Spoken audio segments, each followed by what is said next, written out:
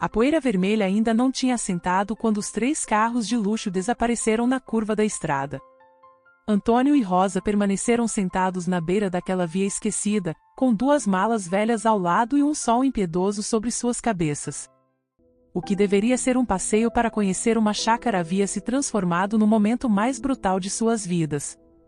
Marcelo, Patrícia e Bruno não apenas abandonaram seus pais em pleno deserto, eles cuspiram em décadas de sacrifício, humilharam quem lhes deu a vida e partiram rindo, convencidos de que aqueles 2 velhos inúteis finalmente estavam fora de suas vidas perfeitas. A cena foi de uma crueldade calculada. Separaram o casal em carros diferentes, ignoraram suas tentativas de conversa durante todo o trajeto e, ao chegarem naquele lugar remoto, simplesmente jogaram as malas no chão como se estivessem descartando lixo. Rosa caiu de joelhos implorando, agarrou-se ao vestido da filha suplicando misericórdia, mas Patrícia se soltou com violência e declarou friamente que os pais não faziam mais parte da vida deles. Antônio tentou apelar para a memória, para os anos de trabalho árduo, para o terreno que vendeu para pagar a faculdade de Marcelo, mas suas palavras encontraram apenas olhares vazios e corações de pedra. O homem que carregou aquele menino no colo durante noites de pesadelo, que trabalhou doente para garantir educação aos filhos, que abriu mão de sua única herança para realizar sonhos alheios, estava sendo tratado como um estorvo descartável. Marcelo hesitou por apenas um segundo antes de entrar no carro, mas Patrícia buzinou impaciente e aquele breve momento de humanidade se perdeu para sempre. Bruno nem sequer olhou para trás, já estava ao telefone resolvendo negócios, como se abandonar os próprios pais fosse apenas mais uma tarefa cumprida em sua agenda lotada. A frase que ecoou enquanto os carros partiam foi devastadora. Um deles disse em voz alta, rindo com os irmãos, que finalmente viriam se os velhos conseguiam sobreviver sozinhos, como se aquilo fosse uma experiência interessante e não uma sentença de morte disfarçada. O que Marcelo, Patrícia e Bruno não sabiam naquele momento de triunfo cruel era que estavam cometendo o erro mais caro de suas vidas. Enquanto riam e comentavam entre si sobre a liberdade recém-conquistada, sobre como finalmente não precisariam mais se preocupar com ligações pedindo ajuda ou visitas obrigatórias em datas comemorativas, Antônio segurava contra o peito uma pasta de couro desgastada que carregava consigo há décadas. Dentro daquela pasta marrom com fecho enferrujado estavam documentos que valiam uma fortuna, papéis amarelados pelo tempo que comprovavam a propriedade de um terreno herdado de seu pai, um terreno que na época da aquisição não valia nada, mas que com o crescimento urbano havia se transformado em uma das áreas mais valorizadas da capital. Eram escrituras antigas, comprovantes de indenização trabalhista, mapas desenhados à mão, toda uma herança secreta que Antônio guardava como surpresa póstuma para os filhos, imaginando suas reações de alegria ao descobrirem que o pai pobre tinha deixado algo valioso. Durante 50 anos, Antônio trabalhou como ajudante de pedreiro, quebrando o corpo sob o sol inclemente, carregando o peso até destruir os joelhos, aceitando qualquer trabalho para colocar comida na mesa. Rosa costurava para fora e lavava roupas quando a costura não rendia o suficiente, suas mãos ficaram calejadas e manchadas pelos produtos químicos, mas ela nunca reclamou porque estava construindo o futuro dos filhos. Viveram em uma casinha minúscula nos fundos de um terreno alugado, 3 cômodos apertados onde mal cabiam os móveis velhos, mas sempre houve amor naquelas paredes. Eles deram tudo, venderam o primeiro terreno herdado para pagar a universidade de Marcelo, trabalharam 3 meses sem parar para comprar o remédio importado que salvou Patrícia da pneumonia, apoiaram financeiramente Bruno quando ele quis abrir seu negócio. Cada sacrifício era feito com alegria porque acreditavam na promessa não dita de que família cuida de família, que os filhos retribuiriam o amor quando os pais envelhecessem. A realidade que Rosa e Antônio enfrentaram naquela estrada deserta foi a destruição completa dessa ilusão. Não havia chácara, não havia reunião familiar. Não havia futuro compartilhado, apenas o abandono frio e calculado de 3 pessoas que haviam decidido que cuidar dos pais era um fardo inconveniente demais para suas vidas ocupadas e bem-sucedidas. Marcelo, agora gerente de uma grande loja, dirigia um carro importado e morava em um condomínio fechado, mas não tinha tempo nem disposição para visitar os pais que tornaram possível sua ascensão social. Patrícia trabalhava em um escritório corporativo, usava roupas de marca e frequentava restaurantes caros, mas considerava suas origens humildes uma vergonha a ser escondida. Bruno havia se tornado empresário, vivia grudado no celular fechando negócios, e via os pais apenas como números negativos em sua planilha mental de obrigações familiares. Os três haviam se reunido semanas antes para planejar aquela operação de abandono, discutiram friamente como se livrariam do problema e concordaram que era hora de seguir em frente sem o peso dos velhos. A primeira hora após o abandono foi marcada por um silêncio ensurdecedor que parecia amplificar o calor escaldante do meio-dia. Rosa não conseguia parar de olhar para a estrada esperando que alguém voltasse, que algum resquício de humanidade fizesse um dos filhos mudar de ideia, mas a via permanecia vazia e implacável. Antônio levantou com dificuldade, suas pernas doíam pelo problema crônico no joelho, sequela de décadas carregando peso nas obras, e procurou na mala a garrafinha de água que Rosa sempre levava. Meia garrafa. Ele deu primeiro para a esposa, insistindo que ela bebesse, e depois tomou apenas um gole antes de guardar o resto sem saber quanto tempo precisariam fazer aquela água durar. A sede já começava a apertar e o sol parecia intensificar sua crueldade a cada minuto, transformando aquela estrada abandonada em uma fornalha ao ar livre. Não havia sombra, não havia ajuda à vista, não havia sequer um sinal de que alguém usava aquele caminho regularmente, o asfalto rachado com mato crescendo nas bordas contava a história de uma via esquecida pelo progresso. Enquanto tentavam processar a magnitude da traição que haviam sofrido, as memórias começaram a invadir a mente de Antônio como ondas dolorosas. Ele lembrou do dia em que Marcelo foi aprovado na faculdade, da felicidade contagiante do filho que prometia ser alguém na vida, da decisão angustiante de vender o terreno do pai para pagar aquele primeiro ano de estudos. O terreno valia pouco e foi vendido por menos ainda, mas na época pareceu o investimento mais importante que um pai poderia fazer. Rosa lembrou das madrugadas lavando roupa para pagar o remédio que salvou Patrícia, de como suas mãos sangravam mas ela continuava esfregando e torcendo, porque a vida da filha valia qualquer sacrifício. Eles lembraram de Bruno criança, com medo do escuro, sendo embalado por Antônio noite após noite até finalmente conseguir dormir. Lembraram de cada aniversário celebrado com bolo simples mas feito com amor, de cada Natal em que se endividaram para dar presentes modestos, de cada abraço e cada eu te amo que agora pareciam ter sido desperdiçados em pessoas incapazes de retribuir afeto verdadeiro. O salvamento veio de onde menos esperavam, um caminhão velho de carga, pintado de azul desbotado, que diminuiu a velocidade ao avistar aquele casal de idosos acenando desesperadamente na beira da estrada. Josué, um homem de 70 anos com o rosto marcado pelo sol e bondade nos olhos, desceu da cabine e ficou visivelmente chocado com a cena. Duas pessoas visivelmente frágeis, com malas velhas aos pés, em pleno deserto sob calor insuportável. Quando Antônio explicou com voz embargada que os próprios filhos os haviam abandonado ali, Josué balançou a cabeça incrédulo e declarou que aquilo era uma das coisas mais desumanas que já tinha ouvido. Ele não hesitou, ajudou Rosa a subir na cabine do caminhão, acomodou as malas junto com sua carga e partiu em direção à Vale da Esperança, a pequena cidade onde morava. Durante todo o trajeto, Josué não conseguia processar como filhos podiam fazer aquilo com os próprios pais, repetindo várias vezes que tinha 4 filhos e nenhum deles seria capaz de tamanha crueldade. A chegada à pensão da Lourdes marcou o início de uma nova fase na vida de Antônio e Rosa, uma fase em que descobririam que família verdadeira não tem nada a ver com sangue. Lourdes, uma senhora de 60 anos com um sorriso caloroso e coração generoso, os acolheu sem fazer perguntas invasivas, simplesmente oferecendo um quarto limpo, uma cama confortável e a promessa de que ali eles estariam seguros. Naquela primeira noite, Rosa chorou um choro que misturava tristeza profunda com alívio inesperado. Eles tinham sobrevivido ao dia mais terrível de suas vidas e haviam encontrado compaixão onde menos esperavam. Antônio segurou a mão da esposa e disse algo que se revelaria profético. Eles haviam sobrevivido àquele dia e continuariam sobrevivendo, um dia de cada vez, com a dignidade que seus filhos tentaram arrancar mas não conseguiram destruir. O que nenhum deles imaginava era que aquela pasta de couro velha, guardada com cuidado no fundo da mala, continha não apenas documentos, mas a chave para uma reviravolta que transformaria abandono em justiça e humilhação em redenção silenciosa.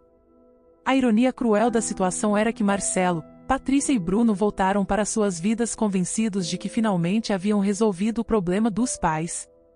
Celebraram discretamente entre si, aliviados por não precisarem mais atender ligações pedindo ajuda para comprar remédios, por não terem que inventar desculpas para evitar visitas em domingos, por poderem finalmente viver sem o peso da culpa que os velhos representavam. Dividiram entre si a narrativa que contariam para amigos e conhecidos, diriam que os pais haviam decidido se mudar para o interior, que estavam bem instalados em algum lugar tranquilo, que tudo havia sido uma decisão mútua e amigável. Nenhum deles perdeu o sono naquela primeira semana, nenhum sentiu remorso genuíno, nenhum voltou naquela estrada para verificar se os pais ainda estavam vivos.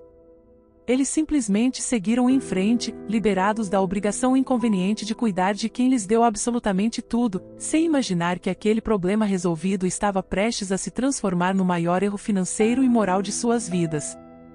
O segredo que Antônio carregava há décadas estava guardado naquela pasta de couro desgastada que ele nunca soltava, levando-a consigo até mesmo para tarefas simples no quintal da pensão. Lourdes havia notado o comportamento e, movida pela preocupação genuína com aquele homem que havia se tornado parte de sua família, decidiu perguntar diretamente o que havia de tão importante naquele objeto. Sentados no quarto simples mas acolhedor, Antônio finalmente abriu a pasta e revelou o conteúdo que havia protegido por tanto tempo: documentos amarelados, escrituras antigas, comprovantes de uma indenização trabalhista que seu pai havia recebido décadas atrás. A história era complexa mas fascinante. O avô de Marcelo, Patrícia e Bruno havia ganhado um terreno como parte do pagamento de uma ação judicial trabalhista nos anos 60, uma época em que aquela área era zona rural sem nenhum valor comercial. O homem nunca registrou oficialmente a propriedade em seu nome por medo de complicações legais, deixando apenas os documentos do processo como prova de propriedade. Quando o pai de Antônio faleceu, ele herdou 2 terrenos, um já registrado em cartório e outro que existia apenas nos papéis do processo trabalhista. O primeiro terreno, aquele oficialmente documentado, foi vendido rapidamente para pagar a faculdade de Marcelo, um sacrifício que Antônio fez sem hesitar porque acreditava estar investindo no futuro do filho.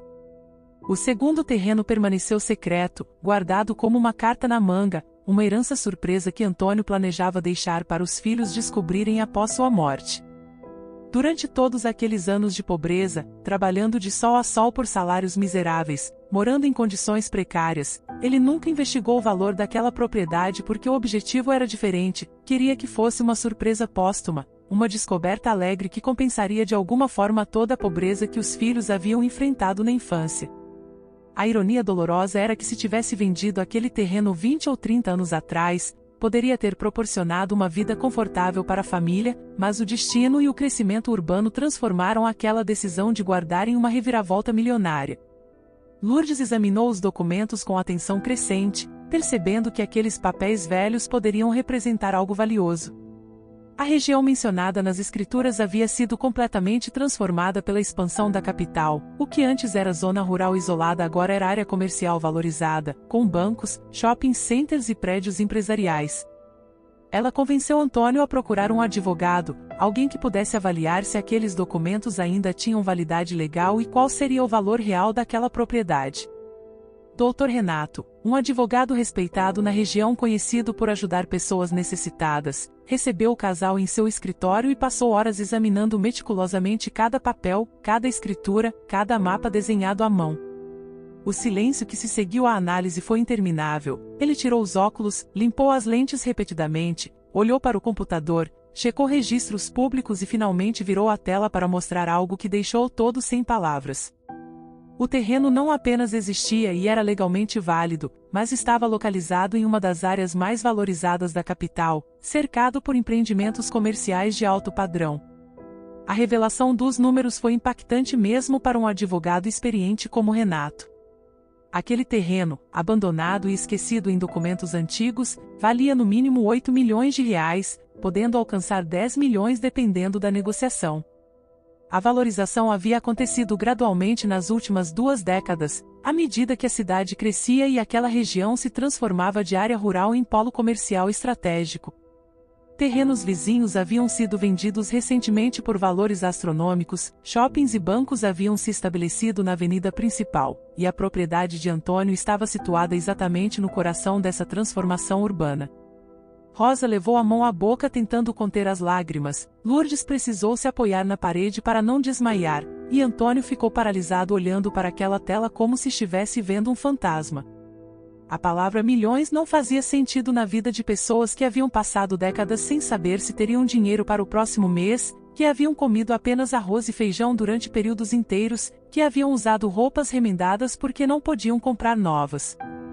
O choque inicial deu lugar a uma mistura complexa de emoções que incluía alívio, raiva, tristeza e uma pergunta torturante: como haviam vivido na miséria absoluta possuindo uma fortuna? Antônio começou a questionar suas escolhas, culpando-se por não ter investigado antes, por ter vendido o primeiro terreno por tão pouco, por ter permitido que os filhos passassem necessidades quando havia essa riqueza potencial guardada. Renato, percebendo a angústia do velho, explicou pacientemente que não havia como Antônio saber. Na época em que recebeu a herança não existia internet, não havia meios fáceis de pesquisar valores imobiliários, e principalmente, se ele tivesse vendido aquele terreno décadas atrás, teria recebido apenas uma fração do valor atual porque a valorização dramática era recente. A lógica era reconfortante, mas não eliminava completamente a dor de pensar em todas as oportunidades perdidas, em como a vida poderia ter sido diferente, em como os filhos poderiam ter tido uma infância mais confortável se ele tivesse tomado decisões diferentes. Rosa segurou a mão do marido e disse algo profundo: não adiantava viver no passado, o que importava era o presente e o futuro que agora se abria diante deles. A decisão de registrar oficialmente o terreno foi tomada ali mesmo no escritório do advogado. Renato explicou que o processo seria complexo e demorado, envolvendo usucapião ou regularização de registro, mas que os direitos de Antônio estavam claros nos documentos. Ele se ofereceu para fazer todo o trabalho pro bono, sem cobrar honorários, tocado pela história daquele casal que havia sido abandonado pelos próprios filhos. As únicas despesas seriam as taxas cartoriais e de registro, valores que seriam facilmente cobertos uma vez que o terreno fosse oficializado. Durante os meses seguintes, enquanto Renato trabalhava nos aspectos legais, Antônio e Rosa continuaram sua vida simples na pensão, ajudando Lourdes nas tarefas diárias, cuidando do quintal, cozinhando e limpando. Ninguém na cidade sabia da fortuna que estava sendo processada nos bastidores. Para todos os efeitos, eles continuavam sendo o casal de idosos humildes que havia sido cruelmente abandonado pelos filhos, pessoas dignas de compaixão e ajuda. A rotina tranquila oferecia tempo para reflexão profunda sobre o que fazer com aquele dinheiro quando finalmente chegasse, sobre como usar aquela riqueza inesperada de forma que honrasse os valores que haviam cultivado a vida inteira. A pergunta mais dolorosa que Rosa fazia repetidamente era se deveriam contar aos filhos sobre o terreno. Mesmo após tudo o que havia acontecido, mesmo depois da humilhação na estrada, ela ainda pensava em Marcelo, Patrícia e Bruno como seus filhos, como pessoas que haviam saído de seu corpo e carregavam seu sangue. Antônio era mais pragmático e ferido. Para ele, aqueles três haviam deixado de ser família no momento em que jogaram os pais em uma estrada deserta, rindo da possibilidade de que morressem ali. A discussão se repetia em noites silenciosas no quintal, sob as estrelas, com Rosa argumentando que sangue é sangue e Antônio retrucando que sangue que apodrece não merece ser honrado. A decisão de não contar nada ainda foi um compromisso temporário. Esperariam para ver como as coisas se desenvolveriam, como o processo legal avançaria, e principalmente, se algum dos filhos demonstraria arrependimento genuíno e não motivado por interesse financeiro. A esperança secreta de Rosa era que um deles aparecesse pedindo perdão verdadeiro, que demonstrasse remorso pelo abandono, que provasse ainda haver alguma humanidade por trás daquela crueldade, mas semanas se transformaram em meses sem um único telefonema, sem uma única tentativa de contato. O que Antônio e Rosa não sabiam era que a existência do terreno não permaneceria secreta por muito tempo. Grandes construtoras fazem pesquisas sistemáticas de propriedades em áreas de interesse comercial, vasculhando registros antigos, processos judiciais, escrituras esquecidas, qualquer documento que possa revelar oportunidades de aquisição. A construtora Imperial, um dos maiores conglomerados imobiliários da região, havia identificado aquele terreno valioso através de uma busca nos arquivos do processo trabalhista do avô de Antônio. Eles rastrearam a cadeia de herança, descobriram que a propriedade havia passado para Antônio e iniciaram o processo padrão de fazer uma oferta de compra.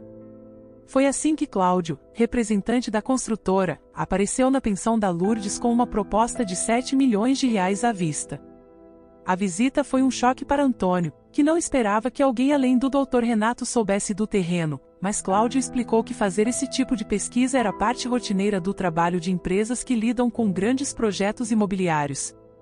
A oferta era tentadora, mas Antônio recusou imediatamente, alegando que precisava pensar, mas na verdade já intuindo que problemas estavam chegando.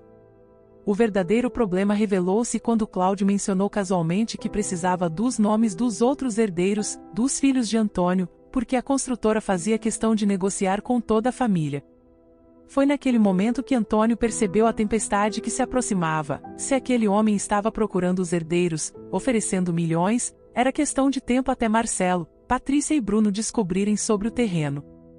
Antônio tentou desviar, alegou que não tinha contato com os filhos, que eles moravam longe e que a comunicação era inexistente, mas Cláudio respondeu tranquilamente que a construtora tinha investigadores profissionais especializados em localizar herdeiros, que era parte padrão do processo de aquisição de propriedades com questões sucessórias complexas. O cartão que Cláudio deixou ao sair ficou na mesa como um presságio de problemas futuros, e Antônio segurou aquele pedaço de papel sentindo que a paz temporária que haviam encontrado estava prestes a ser destruída pela ganância que ele conhecia tão bem, pela avareza que havia transformado seus filhos em estranhos cruéis capazes de abandonar os próprios pais.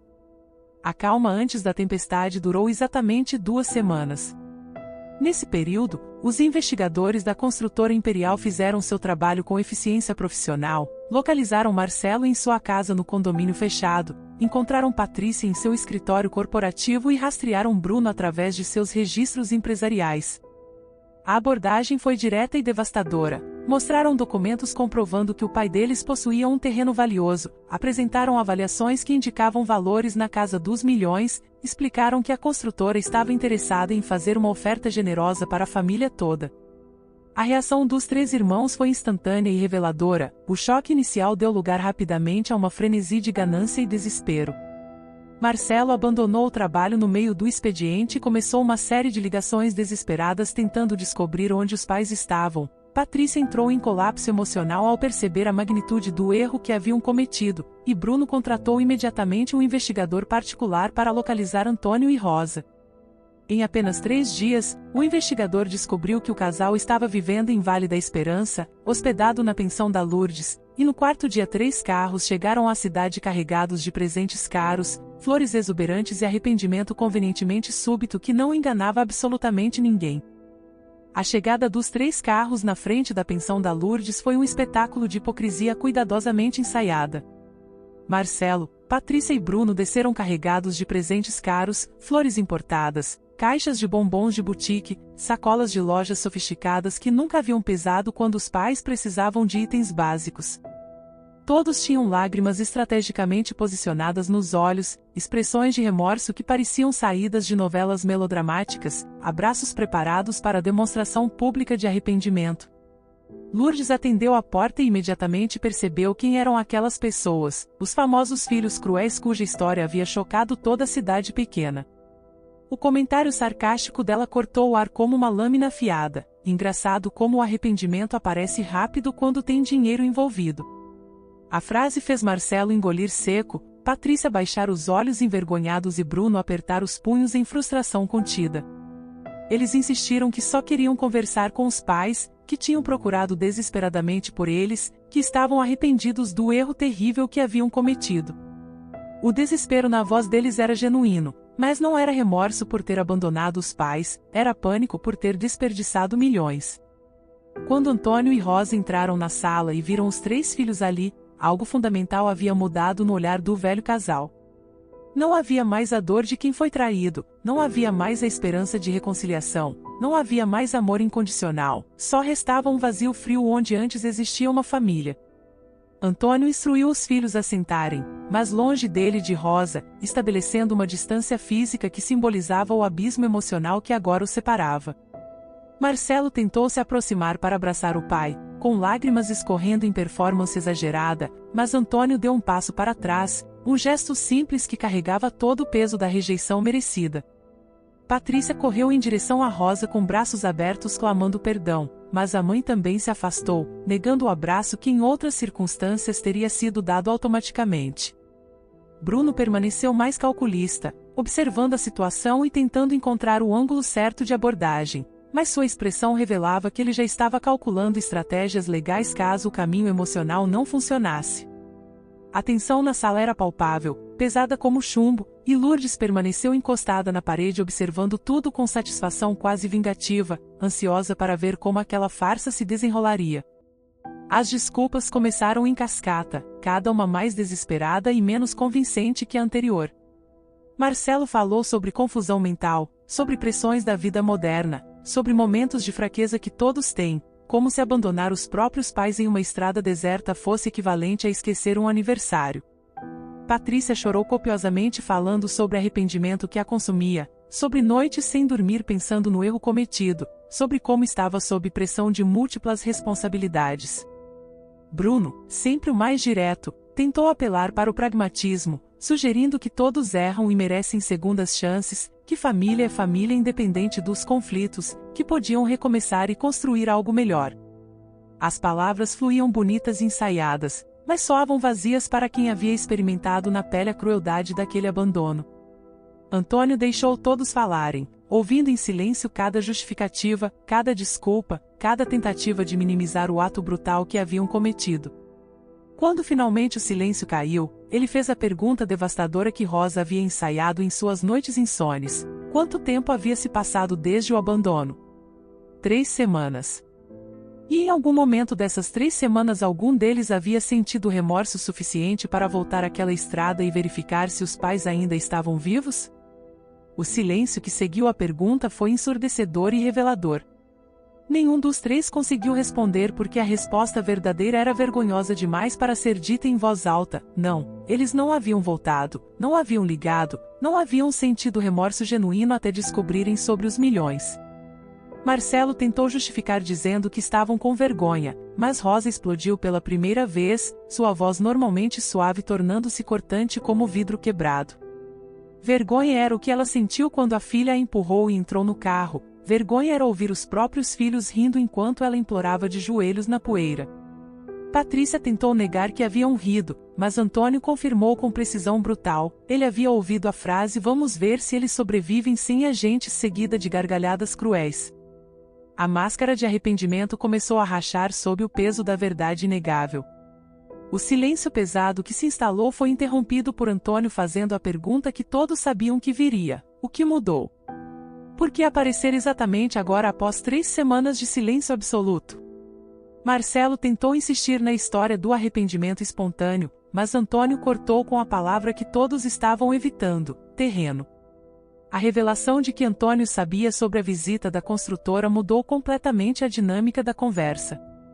Os 3 irmãos ficaram visivelmente chocados ao descobrir que o pai não era o velho ingênuo que imaginavam, que ele havia percebido exatamente o que motivava aquela visita repentina. Patrícia tentou uma última defesa, argumentando que sim, eles haviam descoberto sobre o terreno, mas isso não invalidava o arrependimento pelo abandono. A lógica falha dessa argumentação foi imediatamente exposta por Antônio: se não fosse pelo terreno, vocês teriam voltado?